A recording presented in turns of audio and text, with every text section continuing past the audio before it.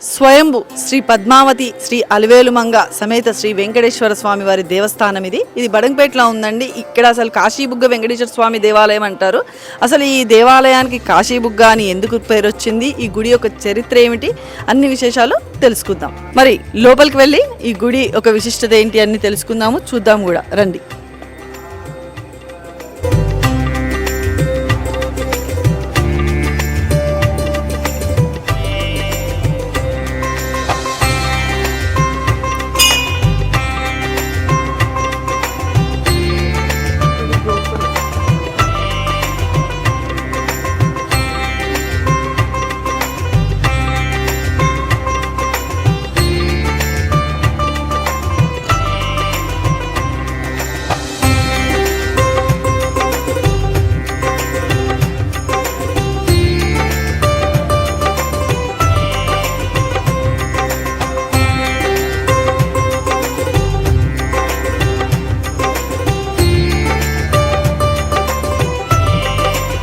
నమస్కారం అండి, మీ పేరు?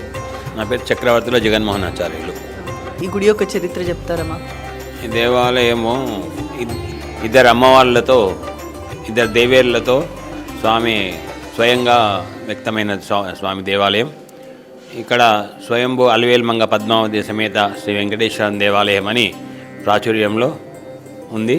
అదేవిధంగా కాశీబుగ్గ అని కూడా ఈ దేవాలయానికి ప్రాముఖ్యత ఉంది.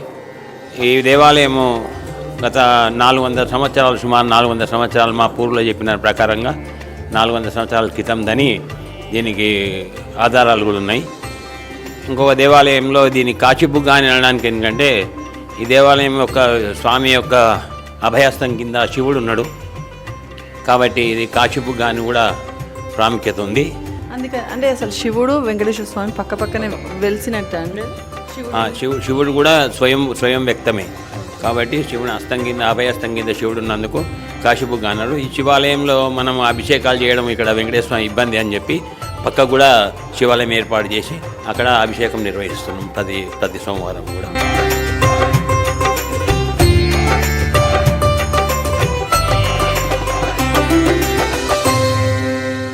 మీరు ఇక్కడ ఎన్ని సంవత్సరాల నుంచి చేస్తున్నారు? ఇప్పుడు మా పూర్వం ఇది ఐదో జనరేషన్ మాది, తాతల ముత్తాతల నుండి. మేము గత మా తాత ఒక్కొక్కరు ఒక టైంలో దేవాలయాన్ని అభివృద్ధి చేశారు. ఇది మామూలుగా అంటే ఒక రాజుల వ్యక్తం కాకుండా మామూలు ఒక భక్తుని గురించే స్వామి స్వయంగా ఇక్కడ వచ్చినట్టు మా పూర్వులు చెప్పిన దాని ప్రకారంగా ఒక ఇద్దరు వృద్ధ దంపతులు ఈ ఏరియా నుంచి తిరుపతి ప్రయాణమయ్యారట. ఆ తోవలో వాళ్ళు కొన్ని రోజులు ప్రయాణించినాక దారి తప్పిపోవడం జరిగిందట. ఆ దారి వెతుక్కోవడం మార్గంలో వాళ్ళు ఇక్కడ వచ్చి ఇక్కడి నుంచి బయటికి వెళ్ళలేని, ముందుకు సాగలేని పరిస్థితి ఏర్పడ్డది. ఆ సమయంలో వాళ్ళు కొన్నోళ్ళు ఇక్కడే ఉన్న తర్వాత ఒక తిరుపతి బృందము ఇదే మార్గంలో వెళ్తూ ఇక్కడ వాళ్ళ దగ్గరికి వచ్చిన తర్వాత మేము తిరుపతికి వెళ్తున్నాము, మా ఎంబడి వస్తారా అని వాళ్ళని అడిగినప్పుడు వాళ్ళు మేము ఇక ఉద్ధలం అయిపోయాము, నడిచే పరిస్థితి లేదు కాబట్టి మేము రాలేము, మీరే స్వామి దర్శనం చేసుకోండి, మా ద్వారానే స్వామిని వేడుకోండి, మా కొద్దిగా ఆరోగ్యం కుదిట పడదాత మేము వస్తామని స్వామిని వేడుకోండి అని చెప్పి చెప్పడం జరిగిందని. అదేవిధంగా ఆ భక్త బృందము తిరుపతిలో వెళ్ళి దర్శనం చేసుకున్న సమయంలో వీళ్ళకి స్వామి సాక్షాత్కరించి స్వప్నంలో మీరు అక్కడి దాకా రావాల్సిన అవసరం లేదు, మీకు ఇక్కడనే స్వయం వ్యక్తంగా ఈ ఏరియాలనే మీకు దర్శనం ఇస్తాను అని చెప్పి వాళ్ళు దర్శనం చేసుకున్న సమయంలో వీళ్ళకి ఇక్కడ వృద్ధ దంపతులకు దర్శనం ఇచ్చిన అని పూర్వులు చెప్పిన ప్రకారంగా ప్రాచుర్యం ఉంది దేవాలయం. ఈ దేవాలయంలో ప్రతి సంవత్సరము భక్తుల సహకారంతో కానీ మేము స్వయం ధర్మకర్తకు కానీ ప్రతి సంవత్సరం అన్ని కార్యక్రమాలు నిర్వహిస్తాం. ఈ యొక్క దేవాలయము చైత్రమాసంలో ఉగాది పంచాంగ శ్రవణంతో ఉగాది కార్యక్రమంతో ప్రారంభమవుతుంది. వైశాఖ మాసంలో బ్రహ్మోత్సవాలు, అధ్యయనోత్సవాలు ఉంటాయి, అది 10 రోజుల కార్యక్రమం ఉంటుంది. జ్యేష్టం ఆషాఢ శ్రావణ మాసంలో ఒక వారం రోజులు ప్రతి శుక్రవారము లక్ష్మీదేవితో స్వయంగా ఉన్నది కాబట్టి అమ్మవారి ప్రతి శుక్రవారం, శనివారం శ్రావణవాసం కార్యక్రమం చేస్తాం. భాద్రపదంలో వినాయక చవితి కాకుండా విశ్వసేన ఆరాధనతో ముందు రోజు ప్రారంభం ఉంటుంది. ఆశ్వీజంలో నవరాత్రులు చేస్తాం 9 రోజులు. ఒక్కొక్క రోజు ఒక్కొక్క అమ్మవారి అలంకరణతో నవరాత్రులు చేస్తాం. కార్తీకంలో ప్రతి శనివారం నాడు సామూహిక సత్యనారాయణ వ్రతాలు. అదేవిధంగా కార్తీక పౌర్ణమి రోజు ఇక్కడ దేవాలయము ఇక్కడ కాశీబుగ్గ అని పేరున్నందుకు ముందర అది కాశీ క్షేత్రంలో ఒక వస్తువు అక్కడ పొడగొట్టుకుంటే ఆ వస్తువు ఇక్కడ దేవాలయంలో దొరికింది, ఈ గుండంలో దొరికింది. కాబట్టి అది బుగ్గ అంటే అది దాన్ని బుడగలాగా నీరు వస్తుండేది అప్పుడు. కాబట్టి ఇది కాశీ బుగ్గ అని, అక్కడ చెంబు దొరికినందుకు కాశీ నుంచి దొరికింది, ఇక్కడ బుగ్గ అని, ఆ విధంగా కాశీ బుగ్గ అని పేరు వచ్చింది దీనికి. అదేవిధంగా కార్తీక మాసంలో ఇక్కడ చుట్టుపక్కల నుంచి వేల జనాలతో స్నానాలు ఆచరిస్తారు ఇక్కడ. ఇప్పుడు పరిస్థితి అంటే ఇప్పుడు జనాలు ఎక్కువై నీళ్లు లేకుండా పోయింది. ఒక సంవత్సరంలో ఒక 6 నెలలు నీళ్లు పారకం ఉంటుండే ఇక్కడ. నా చిన్నతనంలో కూడా ఒక 20 ఏళ్ళ కింద నీరు పారకం ఉంటుండే. అందరు స్నానాలు ఇక్కడనే చేస్తుండే ప్రతి శనివారం కూడా.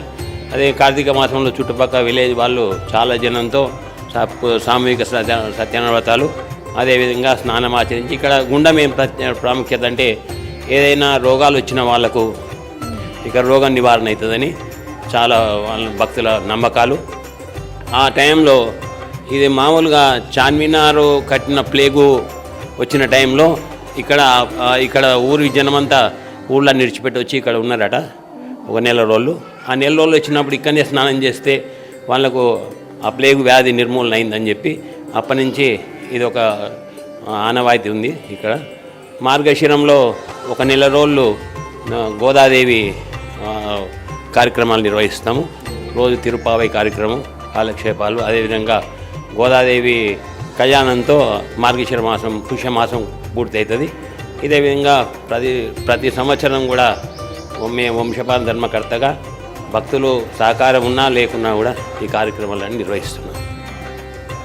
ఇప్పుడు బాలాజీ చిలుకూరు బాలాజీ టెంపుల్కి ఒకటి ఉంటుంది, అంటే వీసా బాలాజీ స్వామి అని చెప్పేసి 108 ప్రదక్షిణలు అవి చేస్తారు. మరి ఇక్కడ అట్లా ఏమన్నా విశిష్టత ఉందా? ఇక్కడ అంటే ఇది ఇద్దరు అమ్మవాళ్ళతో ఉన్నాడు కాబట్టి, శివునితో ఉన్నాడు కాబట్టి సంతానం కాని వాళ్ళకు కుజదోషము, రాహుకేతు దోషాలు ఉన్న వాళ్ళకు, వివాహం కాని వారికి ప్రాముఖ్యంగా అన్ని భక్తులందరూ ముడుపులు కడతారు. అదేవిధంగా మేము కూడా గరుడ అప్పుడు బ్రహ్మోత్సవాలప్పుడు గరుడ పటంతో గరుడ పూజ చేస్తాం, గరుడ హోమం చేస్తాము. ఆ హోమంలో ఇట్లాంటి సంతానం కాని వాళ్ళకు ప్రసాదము, అదే కళ్యాణం కాని వాళ్ళకు కూడా ప్రసాదం ఇస్తాం. ఈ విధంగా చాలా ఆనవాయితీ ఉంది ఇక్కడ. వాళ్ళకు కోరికలు నెరవేరినందుకే భక్తులు మాత్రం సంవత్సరం అభివృద్ధిలో పదవిలో ఉంది. స్వామివారు వెలిసి ఎన్ని సంవత్సరాలు అయింది? ఇప్పుడు ఇది సుమారు మా పూర్వులు చెప్పిన ప్రకారం ఇక్కడ శాసనం కూడా ఉండే, తర్వాత రాళ్ళు కొట్టడం మూలంగా పోయింది. ఇంకోటి ఏంటంటే ఆధారాలు కూడా ఉండే. ఇది ఒక అరణ్యంలో ఉండే, ఇది కీకారణ్యం ఉండే. ఇదంతా ఊరంతా కోట గోడ లోపలనే ఉంది. ఇది ఇంచుమించు ముస్లిం నవాబ్ కాలం కన్నా ముందు ఉన్నది ఈ దేవాలయము. ఎందుకంటే ఇక్కడ చుట్టుపక్కల సత్రాలు ఉండే మా చిన్న టైంలో. ఆ సత్రాల్లో ఒక నెల రోజులు వచ్చి ఇక్కడనే నివాసం ఏర్పరచుకొని నెల రోజులు కార్యక్రమం నిర్వహించుకునే, బ్రహ్మోత్సవాలు నిర్వహించుకునే ఆనవాయితీ కూడా ఉండేది. తర్వాత ఇక్కడ ఏంటంటే మామ బడహన్ అని ఒక అతను ఉండేనట ఈ చుట్టూ కోట కూడా, బడంగపేట. ఆ విధంగానే అతని పేరు మీదనే బడంగపేట అని వచ్చింది. అయితే మేము అక్కడనే ఆ కోట లోపల ఒకటి రాజభవనం ఉండే పూర్వము. దాంట్లో రాణులు స్నానం చేయడానికి ఒక కోనేరు కూడా ఉండే, ఊళ్ళోనే ఉండే. కాబట్టి ఇది వెనకటికి రాజరికంతో ఉన్న ఏరియా అని చెప్పి దాని విధంగా తెలుస్తుంది. ఇంకోటి ఏంటంటే ఆ కోటకు 4 దిక్కులు 4 డోర్లు ఉండే, పెద్దవి ప్రహరీలు. ఆ ప్రహరీల నుంచి సాయంత్రం అయినాక క్లోజ్ చేస్తుండ్రి, ఉదయం ఓపెన్ చేస్తుండ్రి. అట్లా కాపలాగా ఉండి ఇక్కడ దేవాలయం ఉంది. కాబట్టి ఇది 400 సంవత్సరాల పూర్వమే అని దానికి ఆధారంగా ఉన్నది, రుజువు ఉంది. ఇప్పుడు ఈ గుడి ధర్మకర్తలన్నీ మీరే అంటున్నారు కదా, అది మీ కుటుంబానికి అని మీ వంశానికి చెందిన వాళ్ళు ఎందుకు చేయాలి? అప్పుడు ఆ టైంలో తిరుపతి వెళ్ళిన దంపతుల్లో ఒక అతన్ని వీళ్ళు ఆ చేతకాని టైంలో ఒక అతన్ని తెచ్చి దత్తత తీసుకున్నారు ఇక్కడ. మా తాత వాళ్ళు ఆయన ఏం చేశాడంటే ఇక్కడే ఉండి ఇక్కడనే ఆరాధన చేస్తున్నాడు. దాంట్లో ఏంటంటే ఈ దేవాలయం కూడా ఇవన్నీ ప్రహరీ ఏం లేకుండా ఈ లోపల. తర్వాత ఆయన ఒక చిన్నది గుడి కట్టుకొని దీంట్లో ఉంటుండే. ఆ విధంగా ఆయన పేరు శేషాచారి, తర్వాత రాఘవాచారి, నరసింహాచారి, వెంకటాచారి. మా పేరు జగన్మోహనాచారి, మా బ్రదర్ మదన్ మోహనాచారి ఉన్నాడు. ఇప్పుడు మేము ఇద్దరము సంవత్సరం ప్రతి జనరేషన్లో కూడా ఒక్కడే ఉన్నారు కుటుంబానికి. ఆ కుటుంబంలో వాళ్ళు తప్పని పరిస్థితుల్లో ఇక్కడ ఆదాయం లేకున్నా కూడా ఇంటి దేవుడు మాకు మాకు మా గురించి వెలిసిన దేవుడు కాబట్టి మేమే కంటిన్యూయేషన్గా పూజలు చేయాలనే ఉద్దేశం ఉంది. తర్వాత కూడా జనాలు వచ్చినప్పుడు మేము కూడా ఇద్దరు వేరే పూజలను పెట్టి కూడా ఇప్పుడు మేమే కార్యక్రమాన్ని నిర్వహిస్తాము. బ్రహ్మోత్సవాలు కూడా మేము సొంతంగా నిర్వహిస్తాము. ఎండోమెంట్ డిపార్ట్మెంట్ కానీ గవర్నమెంట్ నుంచి ఎలాంటి ఆదాయం లేదు మాకు. అట్లా మా ఇంటి దేవుడిగానే చూసుకుంటున్నాం ఇప్పటి వరకు కూడా. హనుమంతుడు కూడా వెలిసారా అండి? హనుమంతుడు కూడా అప్పుడు ఆ టైంలో వెలిసిందే అని చరిత్ర. ఎట్లా అంటే అప్పుడు ప్లేగ్ వచ్చినప్పుడు పడుకోవడానికి ఒక అతన్ని ప్లేగ్ వస్తే ఎవరు ముట్టుకోకపోతుండేట వెనకడికి. వాళ్ళు ముట్టుకుంటే వాళ్ళు కూడా చనిపోతుండేట. అట్లా మన ఇది వచ్చినట్టు కరోనా కన్నా ఎక్కువ రోగం అది. కాబట్టి ఎవరన్నా వచ్చిందే ఊళ్ళో ఒక్కరికి వచ్చింది అనుకోండి, అప్పుడు ఇంట్లో ఎలుకలు పడుతున్నాడు అది వచ్చినప్పుడు, ప్లేగ్ వచ్చినప్పుడు. ఆ ప్లేగ్ ఎవరింట్లో పడ్డదో వానికి ఎఫెక్ట్ అయినట్టు ఆ ఇంట్లో. అయితే ఒక అతను కట్టికతను ఉండే, ఆయన తెచ్చి మా తాతగారు చెప్పిన దాని ప్రకారంగా అతను తెచ్చి ఈ గుళ్ళో ఇడిచిపెట్టిపోయారట. ఇడిచిపెట్టకపోతే వానికి ఎవరు చూడడానికి రాకపోతుండేట. వాడు ఏదో ఇంత ప్రసాదం బయట పెడితే ప్రసాదం తినే బతికిండు. అట్లా అయినాక మళ్ళీ వాడు మంచిగా అయినాక ఇంటికి వచ్చిండట.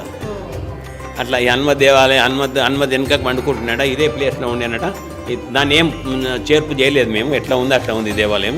కాబట్టి వెనుకకే ఉండి ఇక్కడనే చూసుకొని ఆ కోనేట్లో స్నానం చేసి ఇక్కడే బతికిండు. కాబట్టి ఈ హనుమత్ దేవాలయం కూడా అంత ప్రాముఖ్యత ఉంది ఇక్కడ. ఆయనే రక్షణ ఉండి ఆయన రోజు అట్లా ఆద్యంగానే ఇక్కడ దేవునికి నైవేద్యం పెట్టే ప్రసాదం తిని ఇక్కడ స్నానం చేసి అట్లా అయ్యి మళ్ళీ ఊళ్ళోకి వచ్చాడట. అతను వాళ్ళ పిల్లలు కూడా ఇప్పుడు బతుకున్నారు కంట్రీషన్. వాళ్ళు కూడా చెప్పినప్పుడు అందరి ప్రకారం. స్వయంభు శ్రీ పద్మావతి అలివేలుమంగ సమేత శ్రీ వెంకటేశ్వర స్వామి దేవస్థానం బడంగపేట్ అధ్యయనోత్సవం మరియు బ్రహ్మోత్సవం ఆహ్వానం శ్రీ శ్రీ శ్రీ త్రిదండి శ్రీమన్నారాయణ రామానుజ స్వామి వారి మంగళ శాసనములతో అధ్యయనోత్సవములు మే 10 శుక్రవారం నుండి మే 12 ఆదివారం వరకు, బ్రహ్మోత్సవములు మే 13 సోమవారం నుండి మే 18 శనివారం వరకు.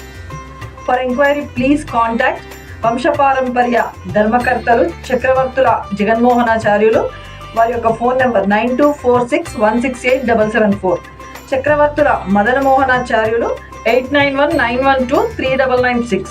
వ్యక్తమైన వెంకటేశ్వర స్వామి ఆ శివాలయ ఆ యొక్క అభయస్థం కింద శివుడు ఉన్నాడు. కాబట్టి ఈ కాశీబుగ్గ అని దీనికి ప్రాచుర్యమైంది. స్వామి యొక్క కుడి చేతికి ఉన్న స్వామి అమ్మవారు అలివేలుమంగ పద్మావతి దేవి. అక్కడ పైన చక్ర పెరుమాళ్ళు, స్వామి ఉత్సవ విగ్రహాలు, అమ్మవారి కళ్యాణము, పల్లకి సేవకు ఉపయోగించే విగ్రహాలు. శ్రీకాంతాయ కళ్యాణ నిధేర్ధినాం శ్రీ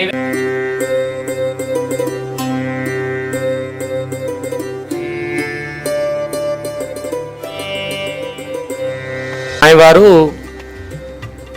స్వయంగా వెలిసాడనమాట. వెంకటేశ్వర స్వామి పద్మావతి అమ్మవారి సమేతంగా వెలిసిండనమాట. ఏంటంటే ఇక్కడ అద్దం ఎందుకు ఏర్పాటు చేసిండంటే స్వామి గరుత్మంత వారు లేరు ఇక్కడ, స్వయంగా స్వామివారే వచ్చేది కానీ గరుత్మంత వారు లేరు. కాబట్టి ఆ గరుత్మంత వారి ప్రతిష్ట అక్కడ చేసిండనమాట.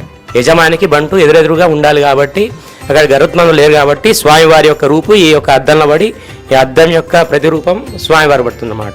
ఎదురెదురుగా ఆ గరుత్మంత వారు స్వామివారు ఒకరినొకరు చూసుకుంటూ ఉంటారన్నమాట. కాబట్టి ఈ యొక్క అద్దాన్ని ఏర్పాటు చేయడం జరిగింది. కాబట్టి ఇంకొకటి ఏంటంటే భక్తులు కూడా ప్రత్యక్షంగా స్వామివారిని చూడొద్దు అన్నమాట, అద్దంలో కూడా చూడాలి కాబట్టి దర్శనం కావాలి కాబట్టి ఈ అద్దం ఏర్పాటు చేయడం జరిగింది.